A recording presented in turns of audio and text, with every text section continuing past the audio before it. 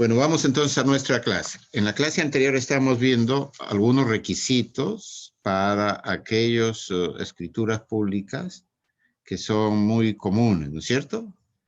Habíamos estado hablando, bueno, Día de los Poderes, sabemos que es una cosa muy simple, no se requiere minuta. Tratándose de las escrituras públicas de compra-venta, estuvimos viendo en la clase pasada cuáles eran los requisitos. Hay un tema que yo les dije que era importante considerar, que es lo referente a separar el precio. Es decir, como hay una un primer nivel que está exonerado del impuesto de alcabala, son 10 unidades impositivas tributarias. ¿Alguno de ustedes sabe cuánto es la unidad impositiva tributaria? ¿No? Bueno, es 4.300. O sea que la unidad impositiva tributaria ahora, o sea, 10 unidades impositivas tributarias serían 43.000 soles. Quiere decir que si el monto de la compra-venta es de 50.000 soles, por ejemplo, se va a pagar solamente por la diferencia, o sea, por 7.000. ¿Ya?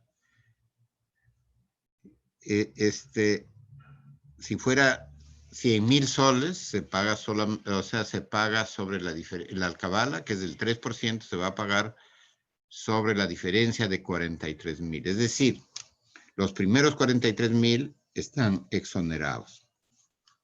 Entonces yo les había puesto un ejemplo. Ante todo, ¿todos me están viendo, escuchando o no? Porque yo veo solamente algunos acá, porque como están abiertas las pantallas. Ustedes todos me ven, ¿no?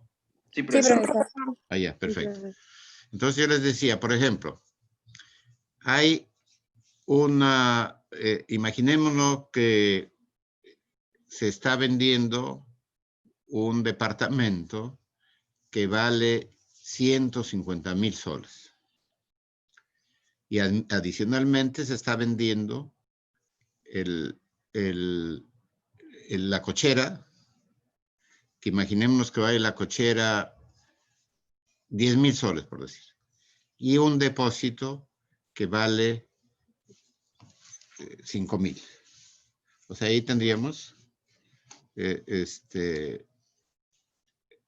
dos posibilidades. Si yo considero los 150.000 soles y digo, bueno, voy a comprar ese departamento en 150, ese departamento, el estacionamiento y el depósito en 150.000 soles, yo me voy a beneficiar para el pago de la alcabala, de la exoneración, si digo en conjunto, ¿cuánto me voy a beneficiar? Solamente de las primeras 10 unidades impositivas tributarias, o sea, de los 43.000. Y tengo que pagar sobre la diferencia. En cambio, si yo diferencio y digo, ¿no? De estos 150.000 yo lo divido, 150.000 que se va a dividir, digamos, en la cochera vale 10.000 y el estacionamiento vale 5.000 y el resto viene a ser el departamento en sí. Entonces, allí tendría, el departamento estaría exonerado por los primeros 43.000 y también estaría exonerado el estacionamiento, porque si vale 10.000 soles, no paga nada de impuesto. Y lo mismo el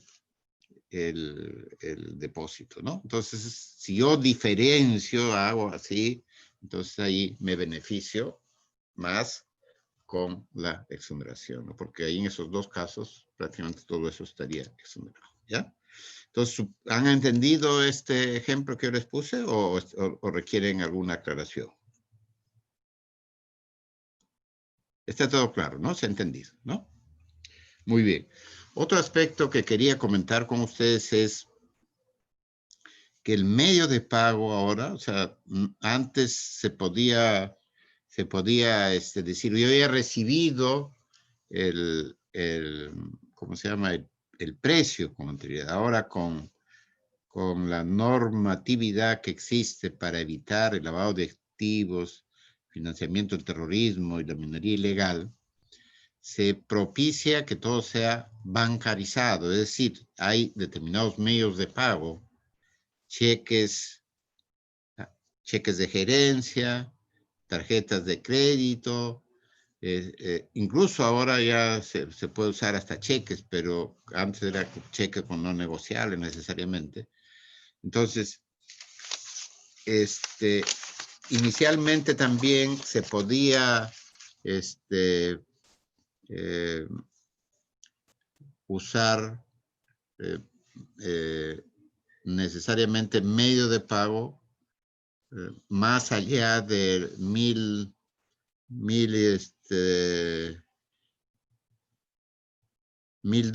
y 3.500 soles.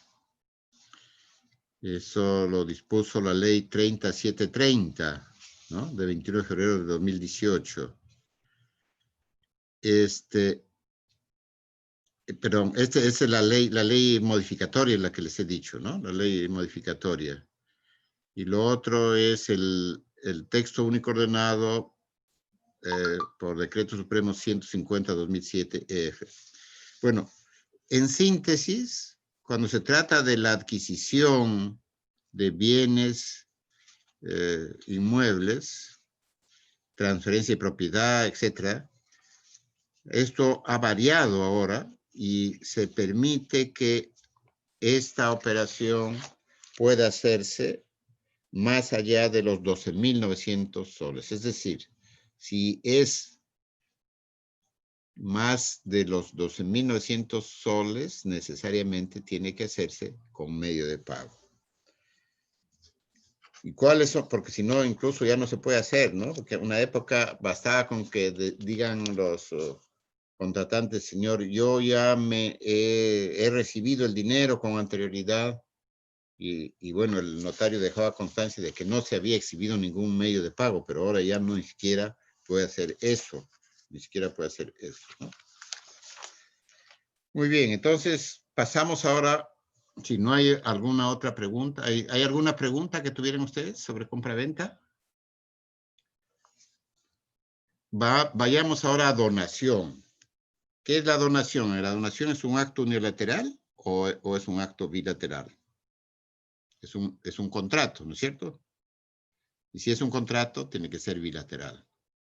O sea, la donación, entonces, no es unilateral, sino es bilateral. Tiene que haber acuerdo entre dos personas, una que es el donante y otra que es el donatario. ¿Y la donación paga impuesto? Sí, paga impuesto. Paga alcabala, igual que fuera compra-venta. Sin embargo, hay algunos casos en que no hay pago. Por ejemplo, en el caso del control, se les habló de la posibilidad de que existieran condóminos, ¿no es cierto? Que condóminos que vendían a un tercero, ahí obviamente paga alcabala. Pero si hay una transferencia de bienes entre condóminos originarios, no hay pago de alcabala, ¿no? Porque si se trata, por ejemplo, de dos socios que han adquirido una propiedad en una misma oportunidad, ellos se constituyen en condóminos originarios. Igualmente, si hay dos personas o tres personas que heredan de un mismo padre o de una misma madre, esos también son condóminos originarios. Sin embargo, si uno de ellos vende, ¿no es cierto?, vende su parte a otra persona, esa persona viene a ser también copropietario o condómino, pero ya no está en la situación de condómino originario. Entonces, en ese caso, sí pagaría impuestos de alcabala. ¿Y qué pasa con el anticipo de legítima? ¿Qué cosa es el anticipo de legítima? El anticipo de legítima también es un contrato. En realidad, específicamente hablando, desde el punto de vista legal, es una donación.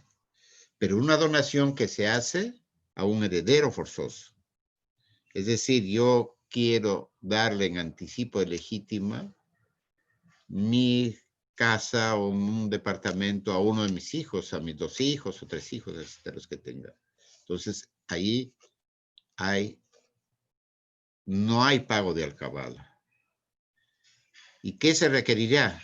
Se tendrá que requerir acreditar el vínculo, es decir, la partida de nacimiento. Con esa partida de nacimiento se demuestra pues que hay un vínculo de entre digamos, el que está donando, que es el que está dando en anticipo, y el donatario, que es el anticipado, ¿no? Entonces, allí no hay pago de alcabala tampoco. Ahora, ¿qué otra cosa? Aquí en esta cuestión del anticipo de legítima, mi recomendación es que se establezca también un usufructo en favor del anticipante o de los anticipantes. Es decir, la propiedad se va a transferir ya. Y a veces los padres creen que va a seguir siendo de ellos, y no va a ser así. Y lo recomendable, digamos, para proteger a los padres que están dando en anticipo su propiedad, es que el hijo que está recibiendo el bien constituya usufructo de por vida en favor de los padres, ¿no? Eso es como una sugerencia, ¿verdad? Puede no establecerse, ¿no? Pero de alguna manera esa es una recomendación para proteger a los padres y un poco también para limitar la posibilidad de que el hijo o la hija pueda pues, disponer libremente del bien, ¿no? Los dejan en la calle a veces que se han dado unas situaciones. Pero bueno, esa es una sugerencia, ¿no? Puede ser tomada o no tomada también, ¿no? Bueno, después de esto, hay otro tipo de escrituras públicas que son muy comunes. O sea, tratándose de escrituras públicas, los más comunes son poderes, compraventas y constitución de sociedades. Ustedes van a ser abogados y seguramente vendrá una persona y les consulta, dice, doctor, quisiera constituir una sociedad. ¿Qué tipo de sociedad me recomienda? Creo que en alguna oportunidad hemos hablado de esto. En principio, no conviene recomendar una sociedad de responsabilidad ilimitada, como es una sociedad colectiva, salvo, bueno, una situación especialísima, ¿no? Y más bien recomendar una sociedad de responsabilidad limitada, que son las sociedades anónimas, las sociedades de responsabilidad limitada, las sociedades anónimas cerradas, etc. Entonces, ¿qué harían ustedes primero? ¿Cuáles serían los pasos a dar en este caso? El primer paso, que ya lo hemos comentado en alguna oportunidad, sería verificar si la denominación o razón social de la sociedad, o también puede ser de una empresa individual, está registrada o no está registrada. Para ello, ¿qué cosa tienen que hacer? La Hacer búsqueda una de, búsqueda. ¿Ah? la Kelly, búsqueda de nombre y la reserva de nombre. muy bien. O sea, hacer la búsqueda y hacer la reserva de prioridad, ¿no es cierto? ¿Que dura cuánto tiempo? Creo que 4 a 5 días, si no me No, equivoco. 30 días Ah, calendario. 30 días calendario. Y si se vence, se puede presentar nuevamente. O cuando ya está por vencerse, se puede presentar, ¿no? Pero no es prorrogable. O sea, si eso no se prorroga automáticamente, ¿ya? Hay que solicitarlo nuevamente. Ahora, esto es recomendable, ¿por qué? Porque uno puede hacer todos sus trámites, hacer su escritura pública, cuando va, incluso hay que hacer pago en el banco, etcétera, y entonces si es que se ha hecho toda esta tramitación y al final no se puede inscribir la sociedad, es una complicación porque la plata está ahí en el banco no le va a dar mientras no esté inscrito en el registro. Entonces, recomendación, hacer una reserva de denominación o razón social, ¿no es cierto? ¿Cómo se hace? Bueno, hay varias formas. La más común es que se haga con un aporte en efectivo. Un aporte en efectivo. Otra es con un aporte en bienes muebles y otra en aporte de bienes inmuebles. Aporte en efectivo, ¿cómo se hace? ¿Cómo se hace? Tratándose de la constitución de sociedades, en principio, la regla general es que se hagan mediante la presentación de minuta, mediante la presentación de una minuta. Y se presenta la minuta y con el ingreso de la minuta se va al banco y en el banco se abre una cuenta a nombre de la empresa que se está constituyendo, ¿no? De la sociedad o de la empresa individual de responsabilidad limitada.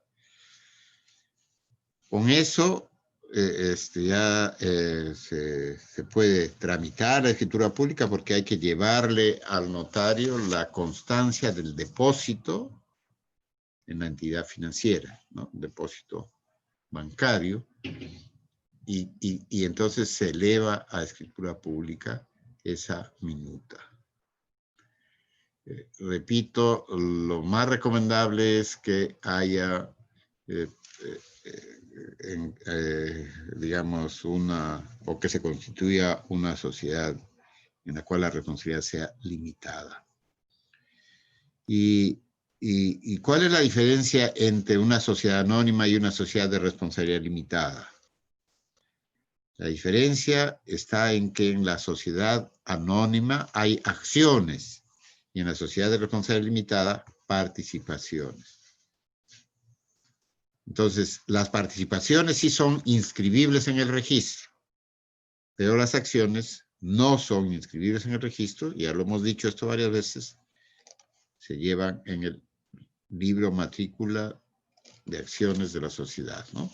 Que lo lleva el gerente de la sociedad. Entonces, ¿qué otra diferencia habría? Para la modificación del estatuto se va a requerir siempre escritura pública, porque el estatuto se aprueba por escritura pública, se eleva a escritura pública el estatuto. Y entonces, si yo quiero modificar el estatuto, tengo que hacer una nueva escritura pública. Si se quiere transferir acciones de una persona que es socia de una sociedad anónima, ¿cómo se hace? Simplemente se hace la anotación respectiva en el libro matrícula de acciones y transferencias de la sociedad, que lo lleva la propia sociedad. En cambio, si se quiere transferir las participaciones en una sociedad de responsabilidad limitada, se requiere una escritura pública, porque eso implica una modificación del estatuto, ¿ya? O del pacto, digamos, social. Pero tratándose de persona de una sociedad anónima, no es necesario. Esa es una forma de constituir una sociedad. Pero ¿qué pasa si yo quiero constituir mi sociedad o una sociedad con aporte en bienes? Por ejemplo, puedo tener escritorios, computadoras, puedo no tener dinero en efectivo, ¿no es cierto? Para constituir la sociedad, entonces puedo aportar bienes. ¿Pueden algunos socios aportar dinero en efectivo? Sí. ¿Y otros pueden aportar bienes? También. ¿Cómo se hace en esos casos? ¿Alguien sabe? Si se aporta bienes, ¿cómo se hace?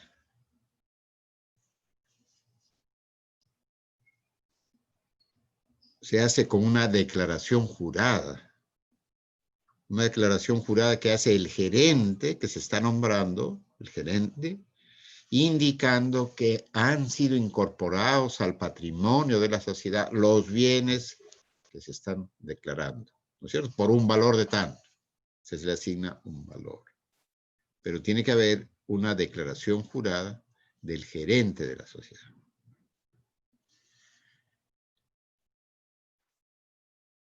De otro lado, ¿qué sucede cuando se trata de constituir una sociedad aportando un bien inmueble o varios bienes inmuebles? También eso es posible, pero en estos casos tiene que haber un pago de alcabala, porque se está... bueno, ¿y a quién se va a transferir? Se va a transferir a una persona jurídica por constituirse, ¿no? Entonces, había ahí una época en que había dificultad porque se podía transferir la propiedad a nombre de la sociedad que estaba constituyéndose, pero al final el registro podría objetar, ¿no? El registro de sociedades podría objetar la constitución de la sociedad, entonces quedaba un poco en el aire. Cuando a mí me tocó formar parte de una comisión hace muchos años, antes incluso que se creara la SUNAR, sobre sobre la cuestión de los reglamentos de registro, propusimos un único reglamento para todo, y ahí propusimos que sea el mismo registrador ¿cómo se llama? Que ve, que califica el título de la constitución de una sociedad con aporte de bienes inmuebles, incluso de bienes muebles registrados, sea el mismo el que califique, no tanto el aspecto de propiedad, cuanto el aspecto de la sociedad, para que no haya esa contradicción de la cual, a la cual estoy haciendo mención yo. Y ese criterio me parece que ha sido mantenido ahora y eso es importante, o sea, para que no se cree esa situación. Entonces, ¿quién es el que digamos, tiene competencia? Quien llega primero, o sea, quien tiene primero en su poder y se va a pronunciar sobre todo, para evitar, ¿no?, esta contradicción. Ahora, ustedes saben que hay ahora un afán por promover la constitución de empresas y se ha dado normas que van a favorecer la constitución de empresas como aquellas que se hacen a través del Ministerio de la Producción y los centros de desarrollo empresarial. Entonces, se ha creado así la posibilidad de que se hagan constitución de sociedades sin minuta y directamente yendo a Produce, o sea, el Ministerio de la Producción, y se estaba pensando en la creación de centros de desarrollo empresarial que no digamos, no han despegado, pero sí algunas notarías han sido consideradas como centro de desarrollo empresarial. Lamentablemente, algunas pocas. Nosotros estamos considerados como centro de desarrollo empresarial y entonces tenemos ¿cómo se llama?, la posibilidad de hacer escrituras públicas mediante esta forma simplificada, se puede decir, y con un precio módico. Ahí nosotros cobramos, creo que 150 soles, pero es una forma de contribuir a la constitución de este tipo de empresas en los cuales ya no se tiene que acreditar el pago, sino simplemente los fundadores, digamos, el gerente, básicamente dice que ya se ha acreditado el pago. No se les exige que se demuestre esto. Eso es una forma fácil de constituir una sociedad. No pagan tampoco impuestos, perdón, no pagan derechos registrales. O sea, se les exonera de los derechos registrales. De otro lado, se ha dado un decreto legislativo, que es el decreto legislativo 1409, que permite la constitución de empresas sin abogado y sin notario, directamente al registro, pero esto en realidad no está todavía en práctica. El Colegio de Notarios interpuso una acción de inconstitucionalidad y bueno, se planteó en el Congreso de la República, en el Congreso disuelto, un reclamo, una solicitud y como todos los decretos, porque esto fue por decreto legislativo, se nombró un grupo de trabajo en el Congreso de la República para analizar si estos decretos legislativos eran constitucionales o no eran constitucionales.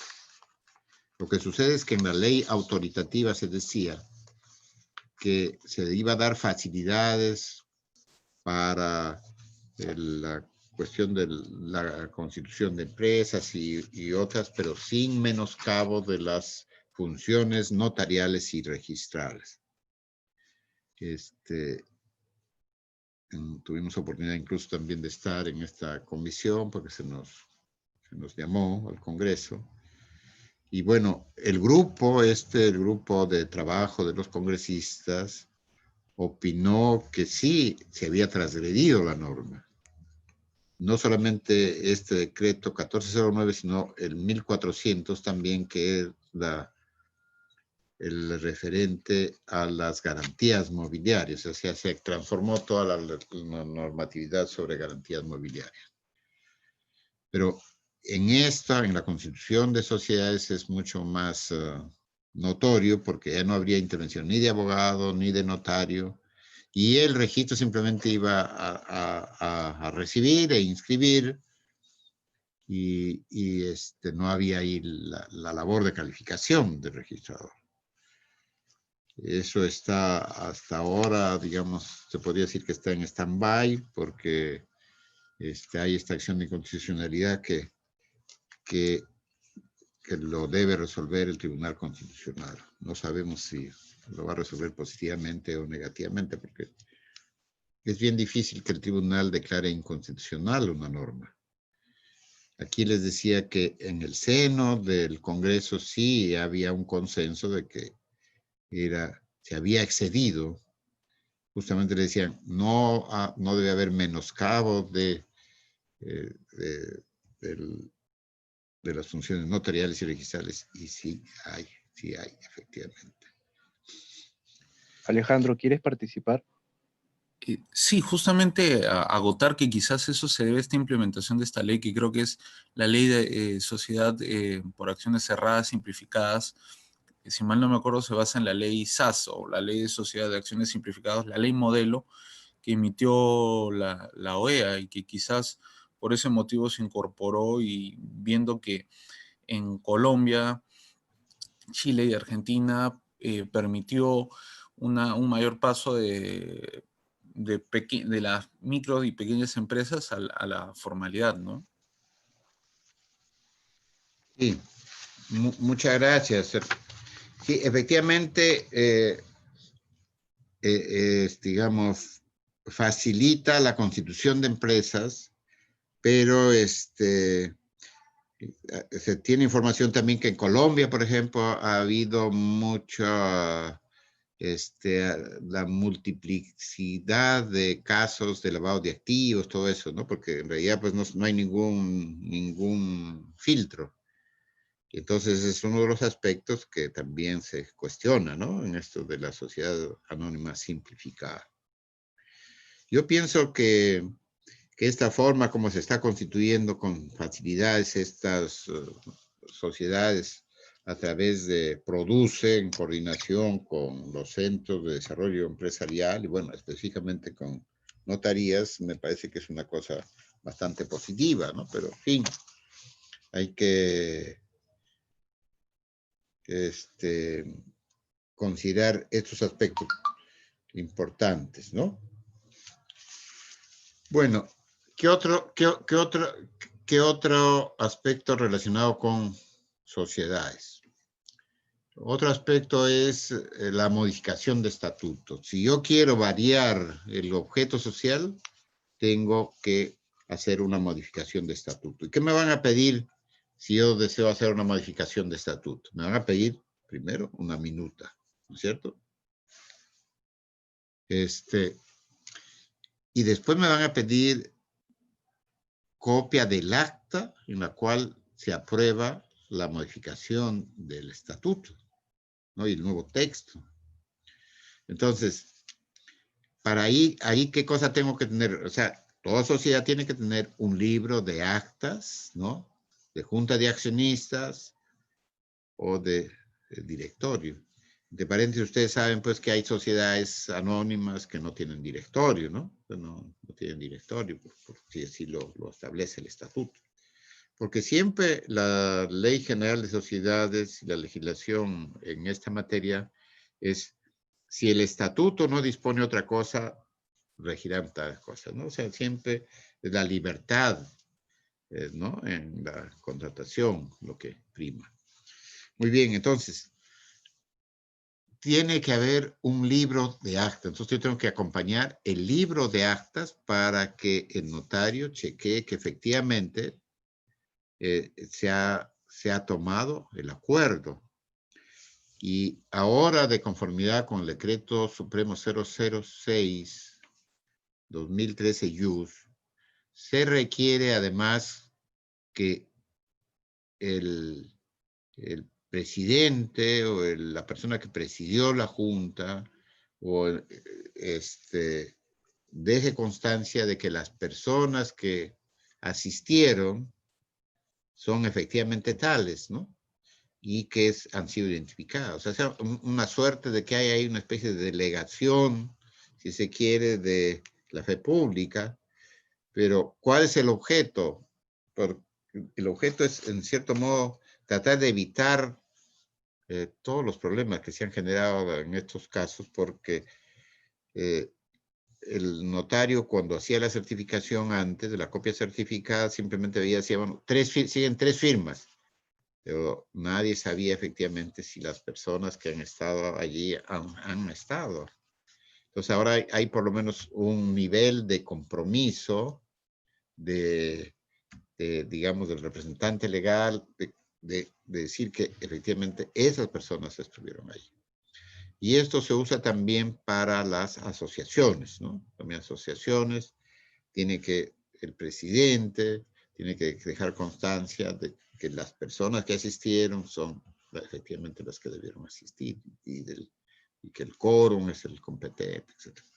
Bueno, entonces yo les decía que hay que presentar el libro de actas para que se haga la copia certificada que se inserta en la escritura pública si hay una modificación de estatutos. Pero la modificación de estatutos puede ser también, por ejemplo, para aumento de capital. Entonces, ¿qué cosa se exigirá tratándose del aumento de capital? Si es aporte ¿cómo se llama? En efectivo, es más o menos lo que hay que, no es más o menos, sino lo que hay que acreditar es que efectivamente se ha hecho ese aporte en efectivo. Puede ser también por otras causales, ¿no? De aumento de capital. Hay varias aporte de bienes también, ¿no? Nuevos bienes, adquisición de bienes, etc. Y hay revalorización de activos, hay una serie de posibilidades y en esos casos se va a exigir el asiento contable, ¿no?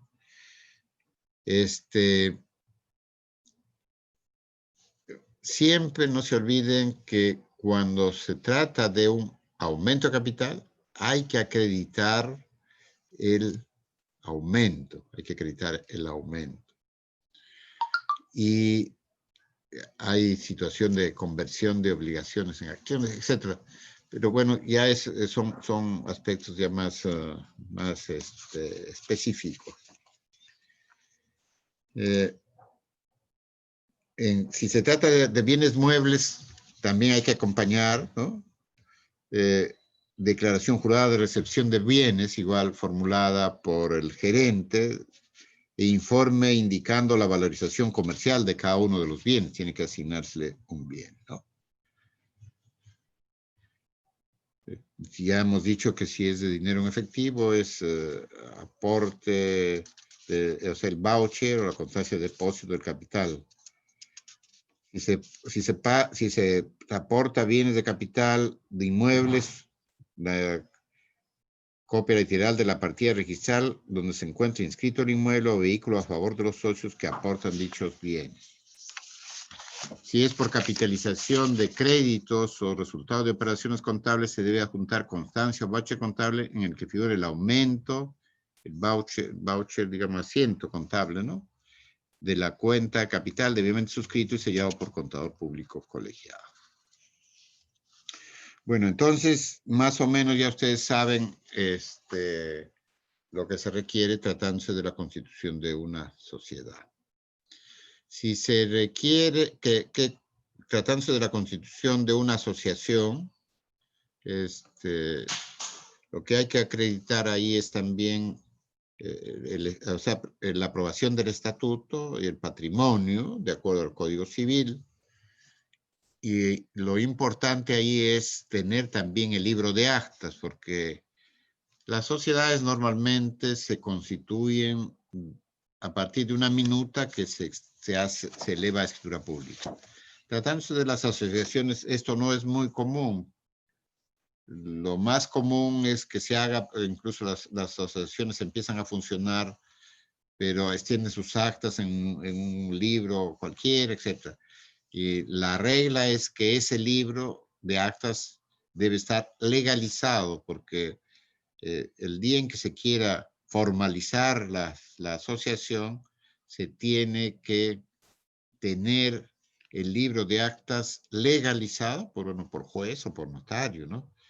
Y todas las actas tienen que estar a partir de la fecha de la legalización.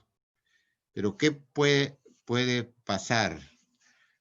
Yo no tengo libro de actas, estoy operando como una asociación, el código me permite, ¿no? Porque el código habla de asociaciones, fundaciones o comités no inscritos.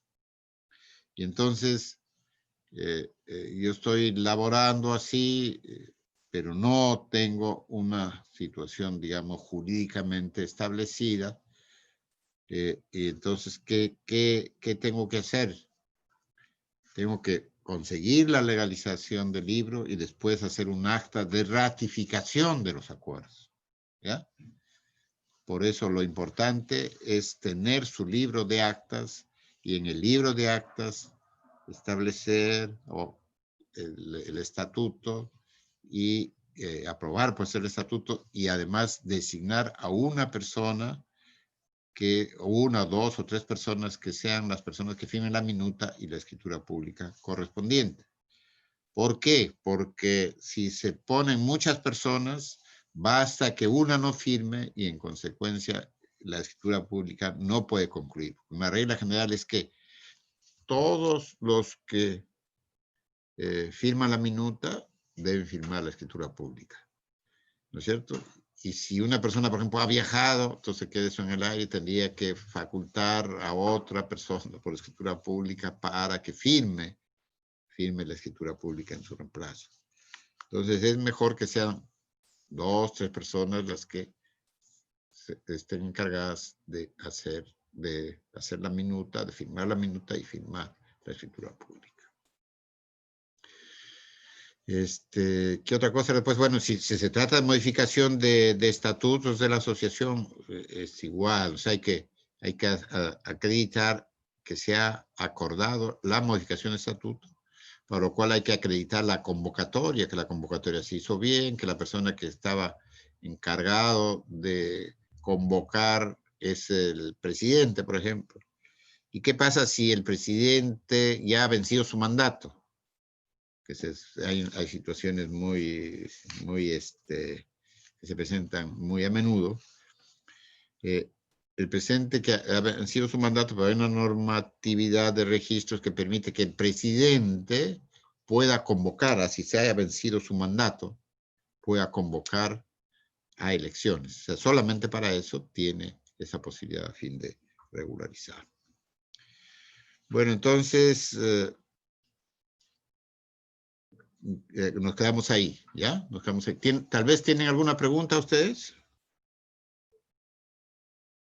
¿Ninguna? Entonces nos vemos el jueves, ¿no? Continuamos con estos temas y otros. Muchas Seguramente. gracias, doctor. Ya, gracias a ustedes, que les vaya muy bien, ¿ya? Que tengan un bonito día. Nos vemos entonces el jueves. Hasta luego.